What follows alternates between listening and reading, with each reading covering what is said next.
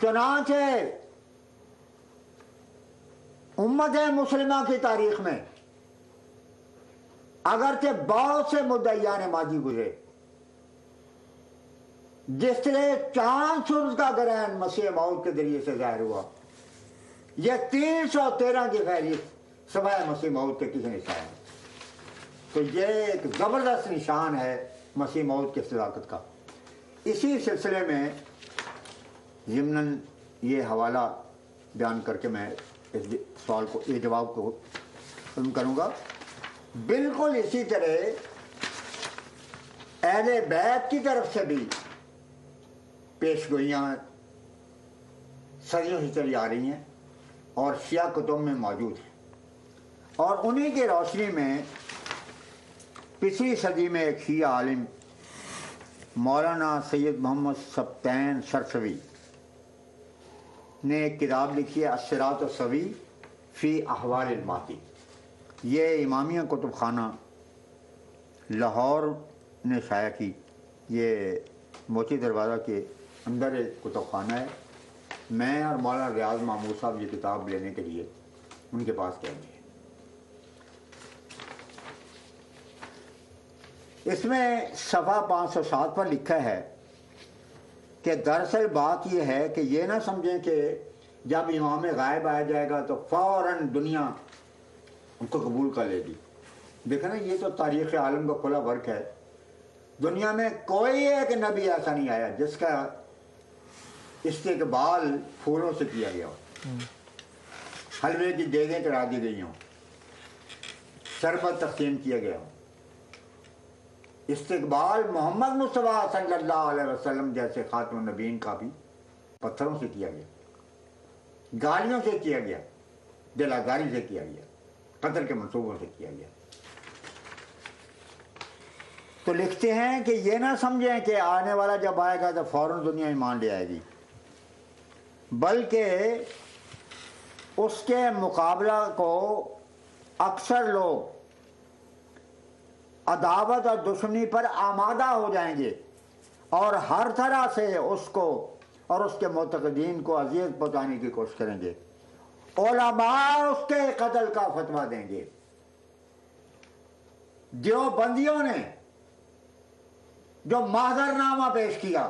وہ بعض اقلیت کا نہیں تھا بلکہ مرتد اقلیت کا تھا، اور مرتد اقلیت کے معنی کی ہے واجب القتل۔ پہلے سے خدا نے محمد رسول اللہ صلی اللہ علیہ وسلم کے عشاق کو بتا دیا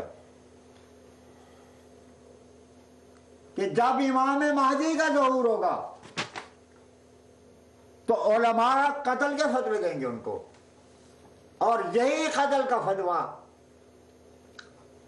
آپ معذر نامے میں دیکھ سکتے ہیں، جس میں کہ مسیح موعود کی جماعت کو مرتد قرار دیا گیا ہے، اور عملاً مطالبہ یہ کیا گیا ہے کہ اقلیت نہیں بلکہ مرتد اقلیت قرار دیا جائے۔ یہ دنیا میں پہلی دفعہ یہ اصطلاح استعمال ہوئی ہے،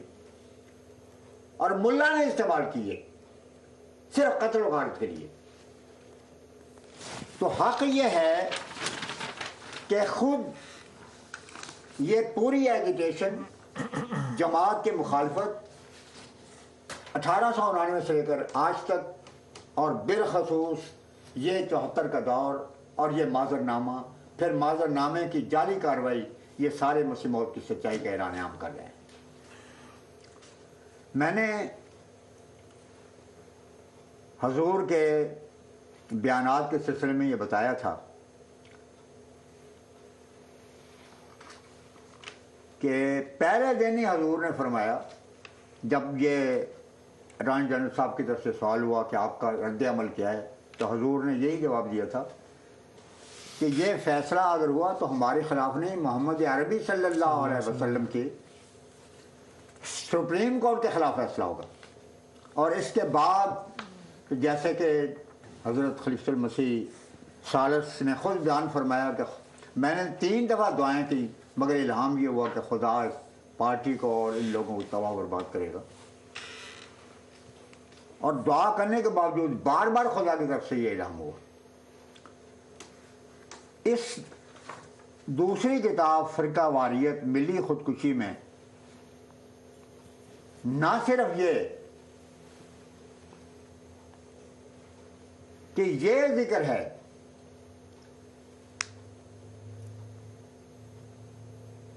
کہ آج تک شرکا واریت، جس طرح کہ حضور نے بھی فرمایا تھا خلیفہ مسیح ثالث نے آخر میں خلیفہ عبدالحکیم کا تذکرہ کرتے ہوئے، اور اس کی روشنی میں بتایا کہ آج ہمارے خلاف ہو، کل دوسرے ملا جو ہیں دوسرے کے خلاف بھی فتنے اٹھائیں گے اور اس کا نتائج آپ کو بھگتنا پڑے گا۔ تو یہ کتاب بتاتی ہے کہ 1974 میں خدا کے شیر نے اسمبلی میں ملک کے دانشوروں کو خدا سے علم پا کے جو عبرتناک نقشہ ہونے والا تھا پاکستان کا، اور وہ پاکستان جس کو تہامی صاحب نے کہا تھا کہ اب صحیح معنوں میں اسلامی حکومت بنی ہے کیونکہ مرزائیوں کو خارج اسلام قرار دے دیا گیا ہے، وہ نقشہ اس کتاب سے آپ کو پوری طرح نظر آئے گا۔ بلکہ یہی نہیں، خدا کا تصرف یہ ہے کہ اس میں صاف لفظوں میں لکھا ہے کہ جب تک حکومت ملاؤں کو لگام نہیں دے گی اور مسجدوں کا کنٹرول خود نہیں سنبھالے گی اور خطبہ دینے پر ان کو پابندی نہیں لگائے گی، اس وقت تک ملک میں کبھی بھی امن نہیں ہو سکتا۔ اور یہی وہ بات ہے جس کو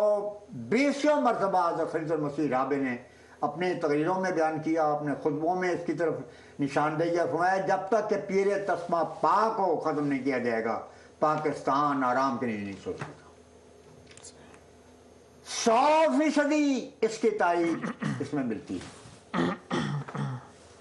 اس پہلی کتاب میں یہ ہے کہ حضور نے اور خلیفہ مسیح رابع نے آئین پاکستان کے متعلق جو کچھ کہا اور ان فیصلوں کے متعلق جو عدالتوں میں کیا گیا، اس کے بعد جو حشر ہوا اس آئین کا، وہ اس سے پتہ چلے گا۔ 74 کے متفقہ آئین کی خاطر بھٹو صاحب نے جماعت احمدیہ کو نشانہ بنایا اور فخر کیا کہ یہ متفقہ آئین میں نے دی ہے، 73 کا آئین۔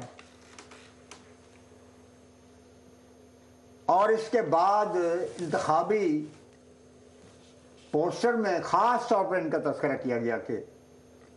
ملک میں پہلی دفعہ متفقہ آئین دیا گیا ہے جس پر کہ چاروں صوبے متفق ہیں۔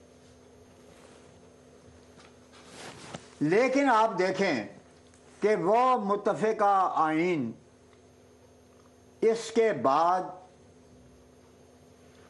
اس فیصلے سے پہلے صرف ایک ترمیم ہوئی تھی 23 اپریل 74 کو، اور وہ ترمیم مشرقی پاکستان کو پاکستان کی حدود سے نکالنے اور بنگلہ دیش کے تسلیم کرنے کی تھی۔ لیکن اس دوسری ترمیم کے بعد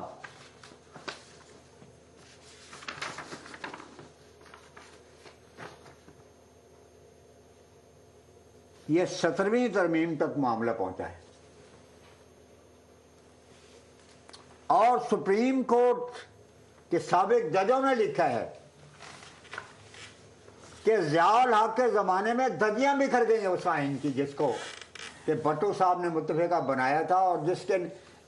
جس کی وجہ سے جماعت احمدیہ کو غیر مسلم قرار دینے کے منصوبے بنائے گئے تھے۔ اور اس میں خلاصہ میں بیان کر چکا ہوں، چاہیں تو الفاظ میں بیان کروں لیکن